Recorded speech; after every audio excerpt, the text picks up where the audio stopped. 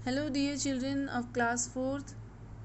प्यारे बच्चों, हम सभी जानते हैं कि हम जो भी खाना खाते हैं वो अल्टीमेटली हमारा खेतों से आता है।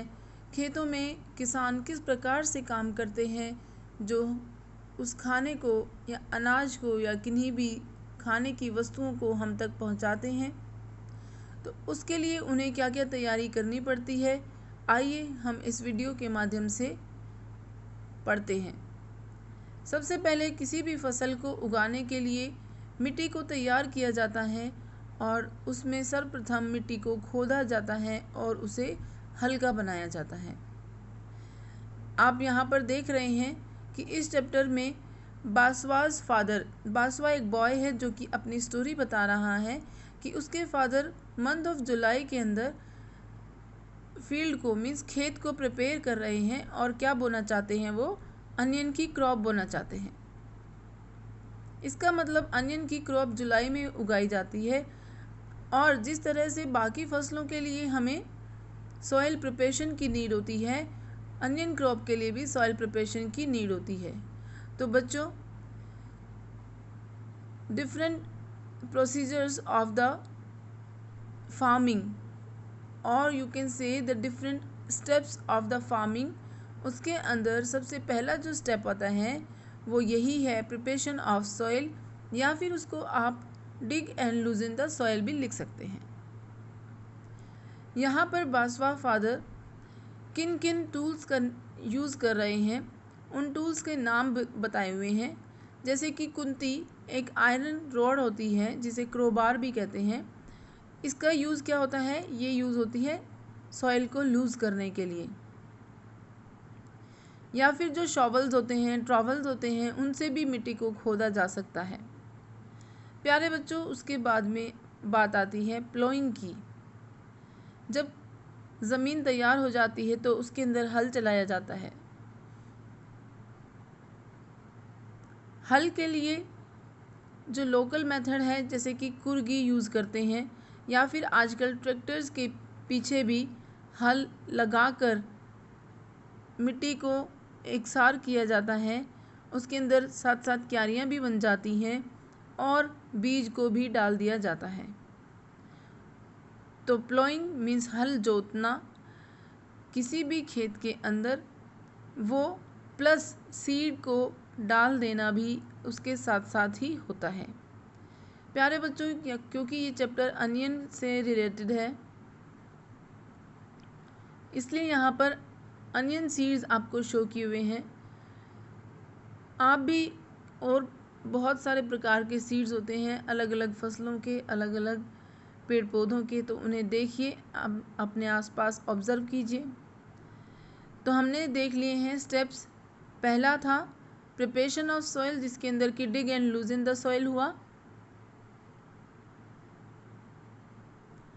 दूसरा था प्लोइंग। अब तीसरा है सोइंग द सीड्स। प्यारे बच्चों, प्लो करना मीन्स क्यारी बनाते चले जाना और उसके पीछे पीछे सीड्स को भी सो कर दिया जाता है। तो हमने इसको थर्ड स्टेप में दिखा दिया है।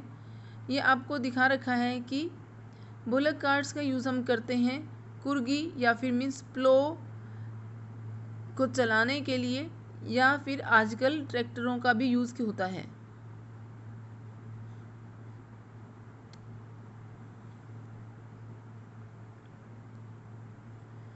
आप देख रहे हैं कि इस पिक्चर में एक व्यक्ति हाथ से बीज फेंक रहा है।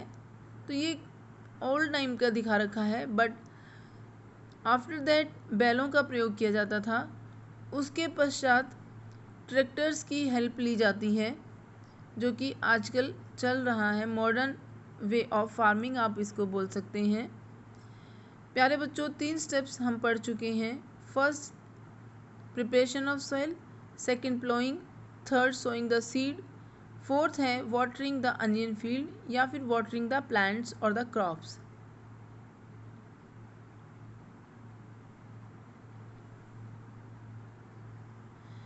जब हम किसी भी क्रॉप को पानी दे देते हैं तो उसके पश्चात उन बीजों में से स्प्राउट्स निकलते हैं। इसका मतलब बीज अब फूट जाता है और उसके अंदर से प्लांट निकलता है। स्प्राउटिंग होता है ओरिजिनेशन और the generation of the seed bye sprouting, या फिर किसी भी बीज का बेबी प्लांट में बदलना स्प्राउटिंग होता है। Changing the seed into the baby plant is called the sprouting. ये आपको अनियन स्प्राउट्स दिखा रखे हैं।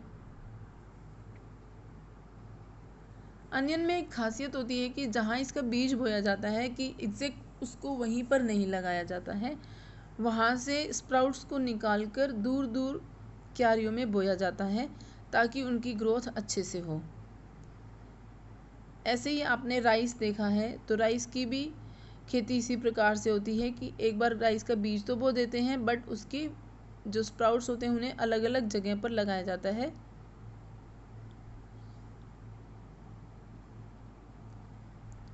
बच्चों, जब भी कोई क्रॉप उगाया जाती है तो उसके साथ में कुछ अनवांटेड प्लांट्स भी आ जाते हैं जिन्हें हम वीड्स कहते हैं।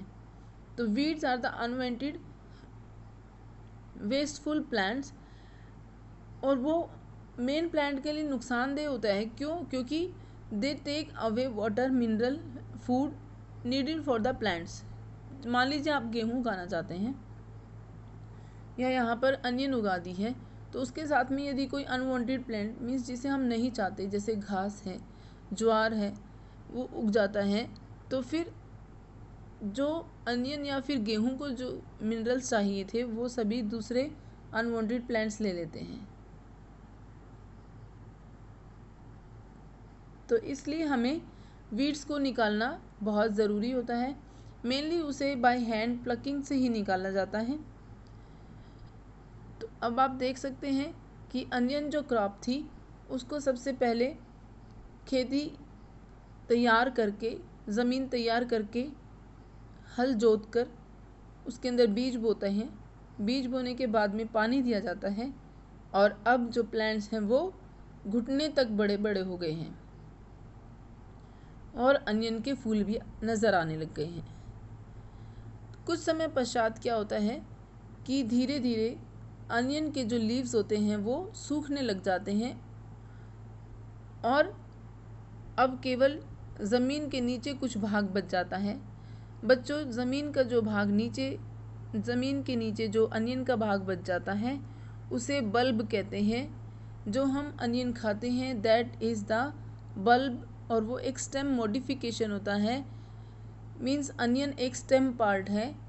आप देख सकते हैं उसके ऊपर कुछ रूट्स, फाइबर्स लगे होते हैं, वो उसकी रूट्स होती हैं।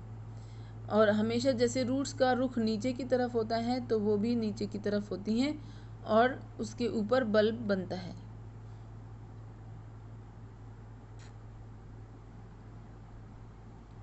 यहाँ पर आपको यदि स्टेप्स इस तरह से दिखाते हैं और आपसे क्वेश्चन पूछ लेते हैं कि everyone takes out onion in the family, even Basava does not go to school to help his family. तो आपसे पूछा जा सकता है कि कुछ बच्चे स्कूल में रेगुलर नहीं रह पाते हैं, तो उसका क्या कारण है? तो उनमें से एक कारण ये भी है कि that they have to help in farming. दूसरा आपको बताया है कि अनियन जो क्रॉप होती है उसको सही टाइम पर निकालना बहुत ही ज़रूरी होता है। यदि उसे ग्राउंड में से सही टाइम पर नहीं निकालते हैं तो वो ग्राउंड के अंदर ही गल जाती है। ग्राउंड में से निकालकर घर पर सूखे पत्तों को अनियन से अलग किया जाता है, और जो मेन अनियन होती है उसको बैग में भर लिया जाता है। आप यहाँ देख रहे हैं बासवा की मदर और आंट जो होती है वो ड्राई लीव्स को अलग करती हैं, और अप्पा और अंकल उन्हें बैग में भरते हैं। बैग में भरने के बाद मार्केटिंग होती है उसकी, और मार्केटिंग के पश्चात प्याज आपके घरों तक आती है। तो हमें इन फार्मर्स को थैंक यू बोलना चाहिए, क्योंकि वो बहुत ही हार्ड वर्क करते हैं किसी भी अनाज या सब्जी को लाने के लिए, जिससे कि हम अपनी अलग अलग डिशेस को एंजॉय करते हैं। यहाँ बच्चों आपको अनियन सीड से अनियन प्लांट तक की जर्नी बताई हुई है। आप देख सकते हैं सबसे पहले सीड से नीचे की तरफ रूट निकली है जिसे कि हम रेडिकल कहते हैं। फिर नंबर फर्स्ट पर प्लूमूल निकला है।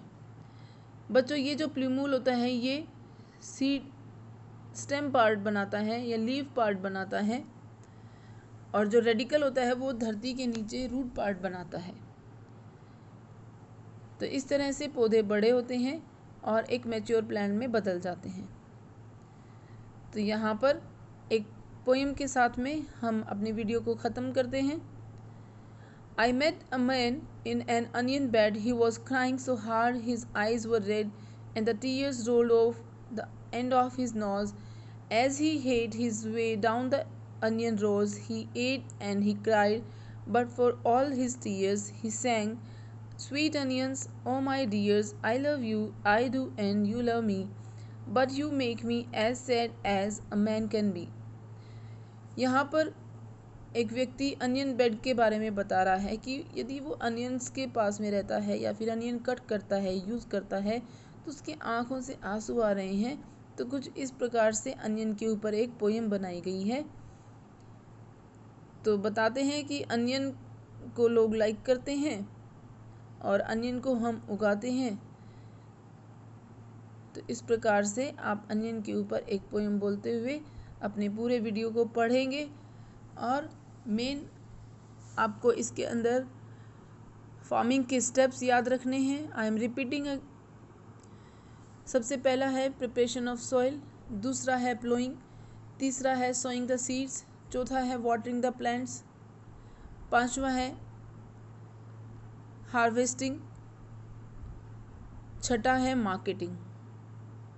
तो इस प्रकार से आप याद करेंगे डिफरेंट स्टेप्स।